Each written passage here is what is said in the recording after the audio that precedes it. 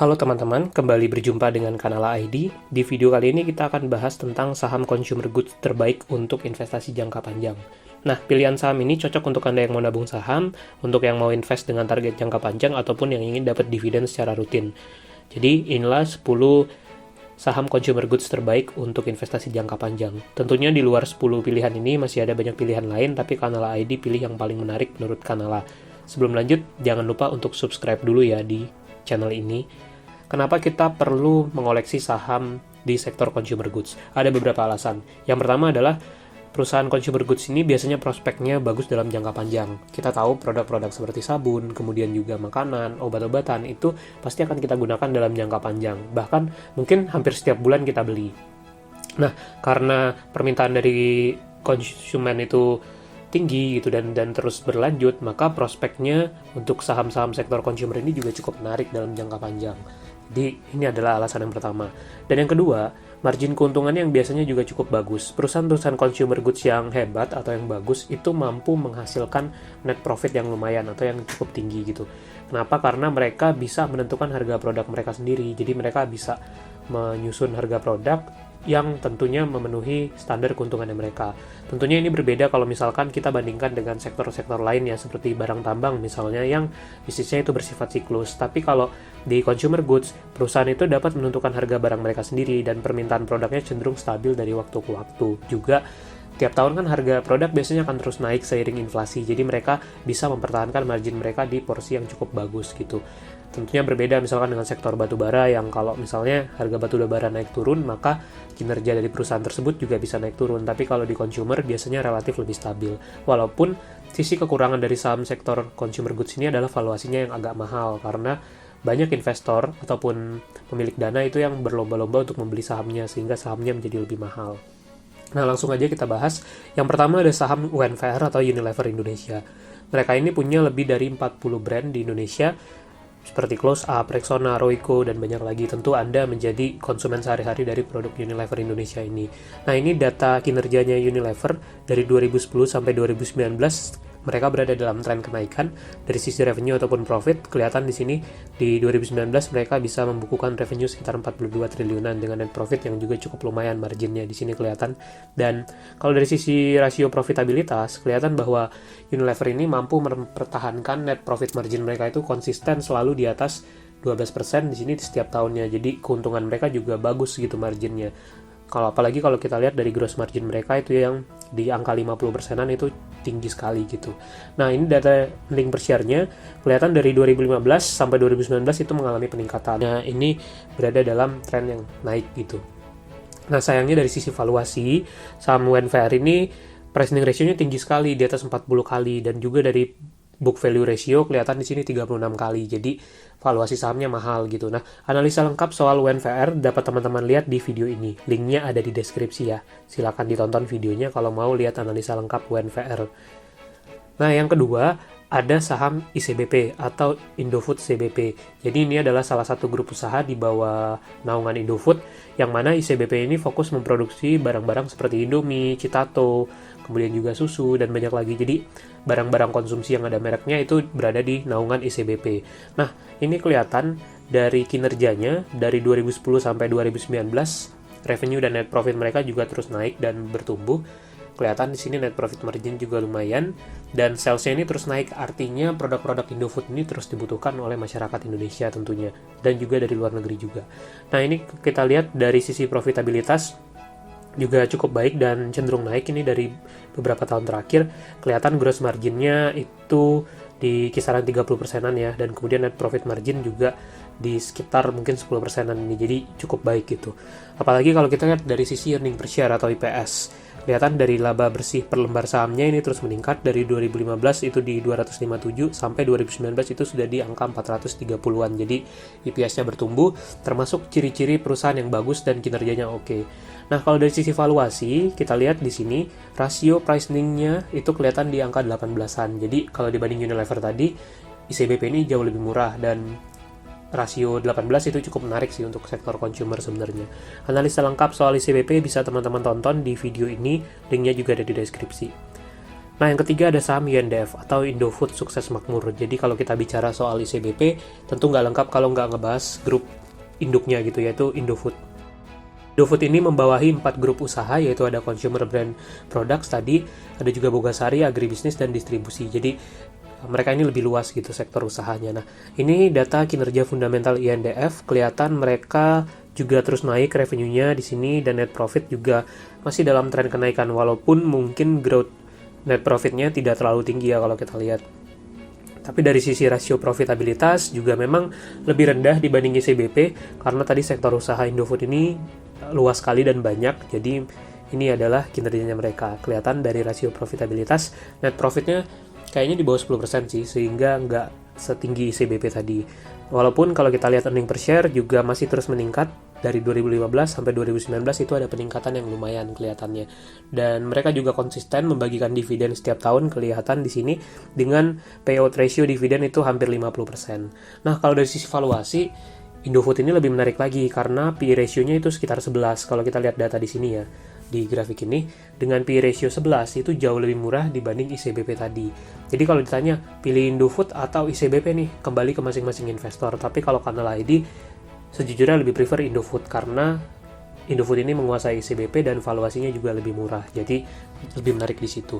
Nah, yang keempat ada saham Sido atau Sido Muncul. Produknya juga banyak banget. Beberapa yang terkenal misalnya tolak angin, kuku Bima Energi, tolak linu, dan banyak lagi. Lini produk mereka tuh bermacam-macam, dari herbal dan obat, dari jamu, makanan, obat herbal, suplemen, produk-produk untuk ibu, bayi, dan anak, dan banyak lagi. Nah, kelihatan dari kinerjanya juga terus tumbuh dan bagus banget dari tahun ke tahun. Kelihatan di sini revenue dan net profitnya juga dalam tren yang terus tumbuh dan pertumbuhannya juga lumayan kelihatan di sini.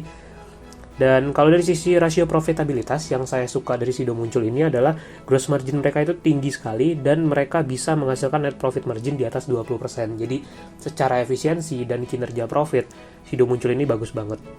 Jadi termasuk salah satu saham favorit Kanal ID. Nah, kalau kita lihat data earning per share, 2015 itu masih 29, di 2020 itu sudah diperkirakan akan ada di angka 55. Jadi mungkin dalam beberapa tahun ke depan, EPS ini akan double dan itu menjadi ciri dari perusahaan yang prospeknya sangat bagus. Sehingga Sido Muncul pun berada dalam portofolio Kanal ID. Kelihatan juga dividen mereka royal banget dan rutin bagi dividen, bahkan sejak 2018 dan 2019 itu mereka setahun 2 kali bagi dividen.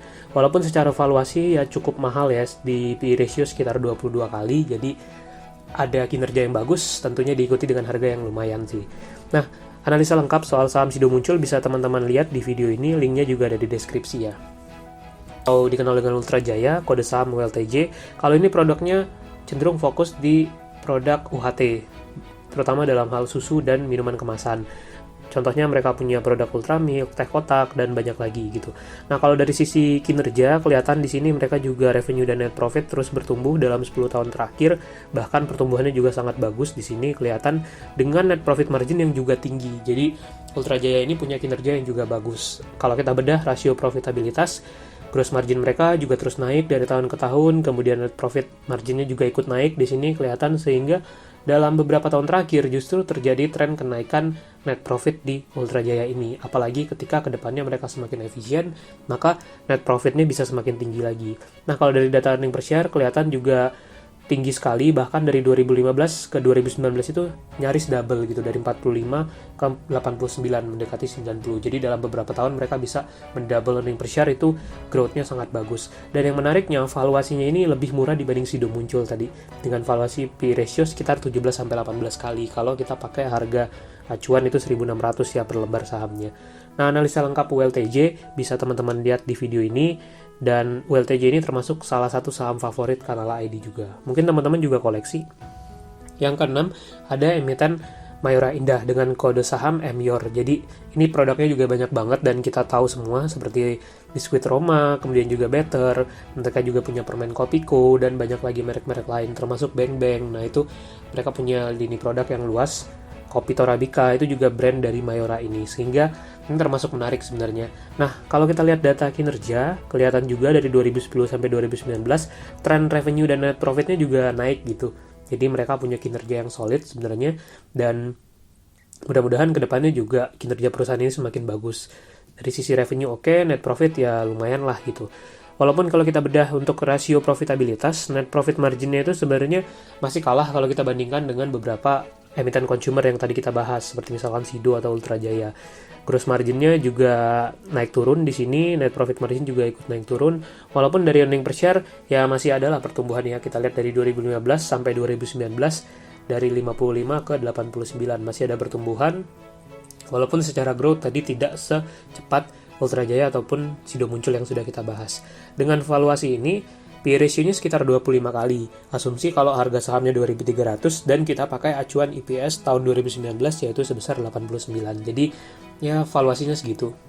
Kemudian berikutnya ada saham KLBF atau Kalbe Farma. Nah, ini juga bergerak di sektor farmasi.